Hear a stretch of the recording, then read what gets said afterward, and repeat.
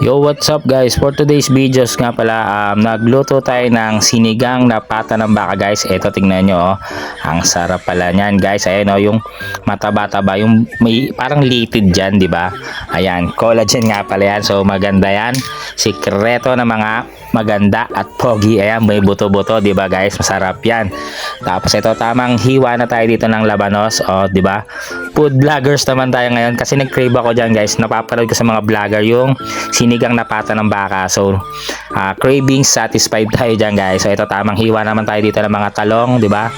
Basic lang yan guys.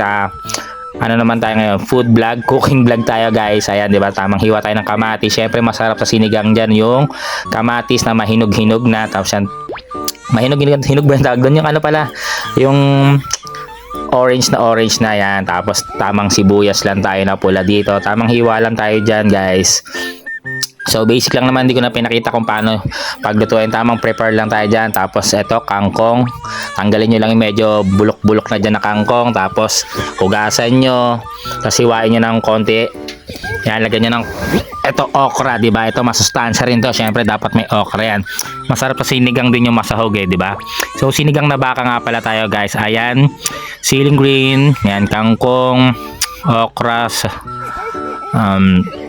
ano ba yun? Talong, radish. Tapos ayan, tamang gisa lang tayo dyan guys. Sinutay-sutay ko lang dyan konti para medyo bumango-bango yung sinigang natin, di ba? Umaroma. Tapos ililipat din natin, nilalagyan yan. Lagyan natin ng konting tubig, di ba? Nang may nilad dyan kasi kukulo naman yan. Tapos ayan, nilipat ko pa ng lalagyan niyan, pakuluin. Tapos pressure cooker nga pala natin yung baka guys. 45 minutes to 1 hour. Depende sa cut yun guys, kasi pag masyadong matagal sa pressure cooker, masyadong malambot, madudurog na yung laman.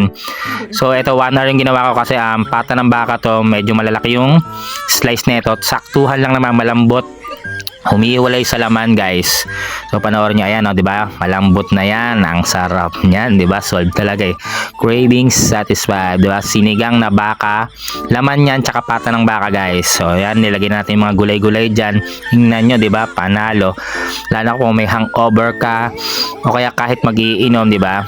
Next time, gusto ko na ito parang pinapaitan naman gagawin ko dito sa pata ng baka. O kaya sinampalukan, ganun. Ayan, oh, di ba? Panalo yan. So tamang plating na tayo dito guys. Syempre inuna natin yung mismong pata. May laman din yung konti, nilagay ko sa gilid kasi dito talaga ako nagki-crave dyan sa may pata. Ayan, ang sarap niyan, malambot. Tas susut-sutin mo yung nasa loob ng buto. Yan yung mga mahiwaga na collagen daw yan. So healthy yan guys. So ayan, tikman natin yan, di ba? Oh, di ba? Tamang food trip tayo ngayon. Food vlog tayo. Wala na load na lang tayong basketball. Finals na nga pala. Shout out sa Caballeros tsaka sa Croner. 1-0 na nga pala standing. Panalo kagabi yung Caballeros guys. So thank you for watching. Bye bye. Pa-like and share ng video na to kung nagustuhan nyo. Thank you for watching.